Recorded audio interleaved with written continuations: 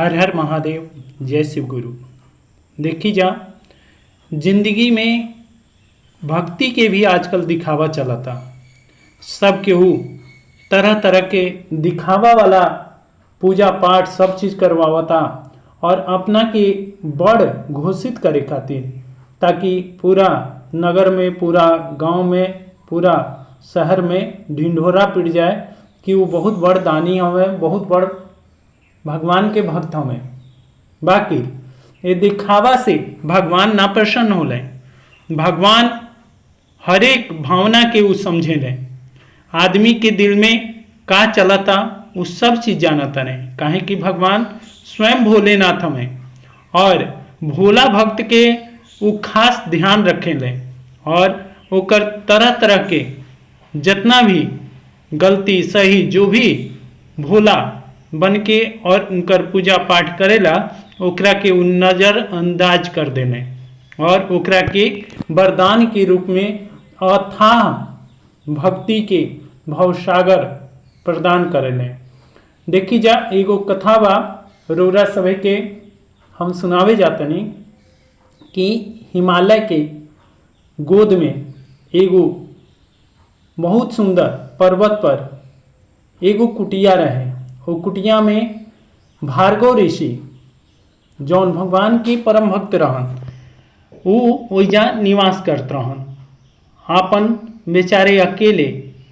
और ओइजा केहू भी उनका भीरी ना रहे और ओइजा बगल में एगो छोट मोट गांव बस रहे।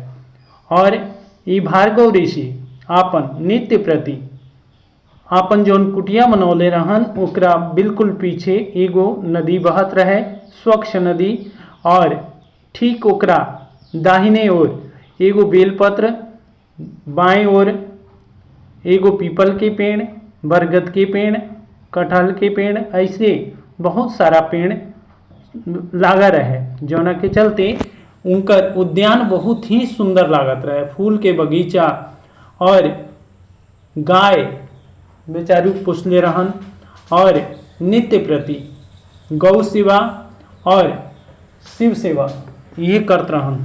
सवेरे उठ के सूर्य वंदना करके और स्वच्छ जल लेके भगवान शिव के अर्पित करत रहन और अपना से ही मिट्टी से शिवलिंग बनावस और नित्य प्रति उनकर पूजा करस, बशर्ते कि उनका भी सिर्फ उजल रहे और बेलपत्र के पेड़ रहे, जौना से बेलपत्र स्वच्छ तोड़ के ले आवस, भगवान के चढ़ावस। श्रद्धा और भक्ति उनका में अपरंपार रहे और श्रद्धा से ही भगवान के अश्रु से भी स्नान करावस। ये अश्रु से जब स्नान भगवान की एक बूंद भी केहू भक्त चढ़ावेला तो ओकर हर एक मनोकामना भगवान शिव के मनोकामना हो जाला और ओकर मनोकामना कभी अधूरा ना रहेला। भार्गव ऋषि नित्य प्रति अपना खातिर कुछ ना मांगस।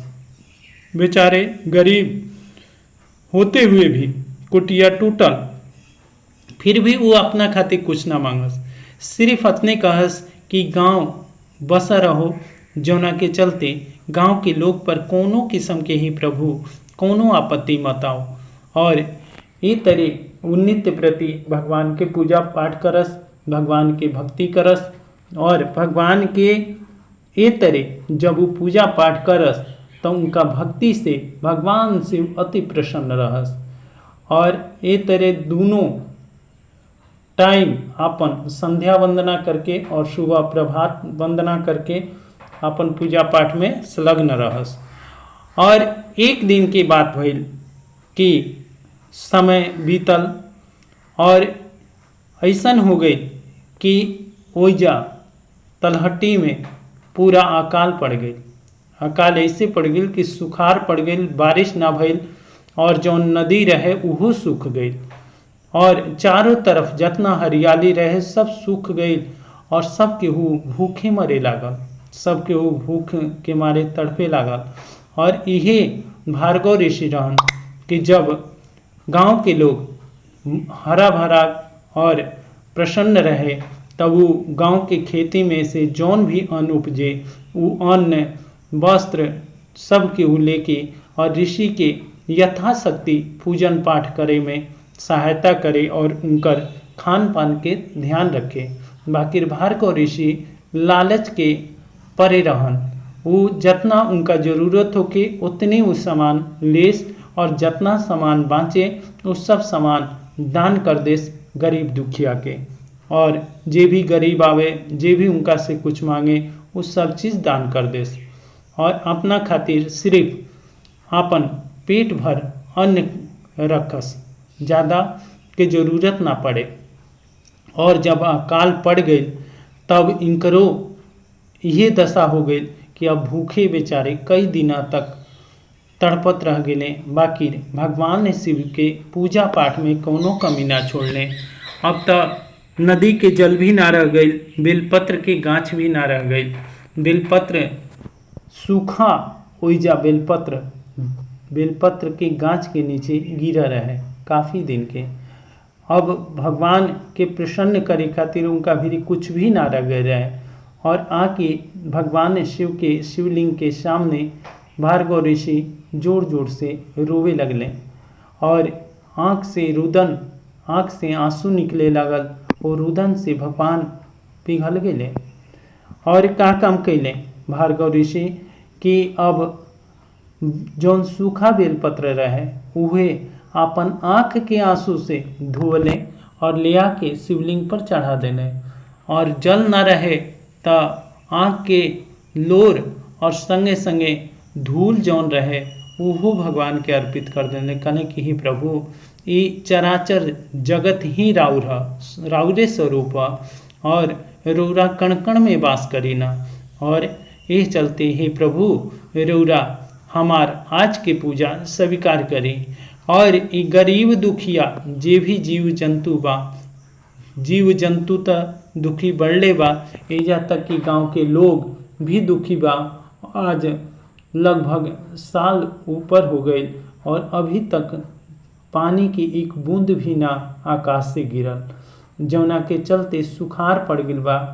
गाय बीमार बिया, गांव के लोग बीमार बा, भूखे तड़पता। हे प्रभु रौरा कृपा करी, नहीं तो लोग ऐसे ही तड़प तड़प के मर जाई और हमरा भक्ति पर लांछन लागी। हे प्रभु रौरा हमार भक्ति के लाज रखें, कम से कम जितना दिन तक हम भक्ति के लिए बने वो भक्तिये के लाज रख ली। प्रभु रौरा प्रसन्न हो जाए और रौरा जल के छींटा ये धरती पर बरसा दी, जौना के चलते अन्न बिना जितना जीव जंतु मरता और गांव के लोग मरता उकर रक्षा करी प्रभु।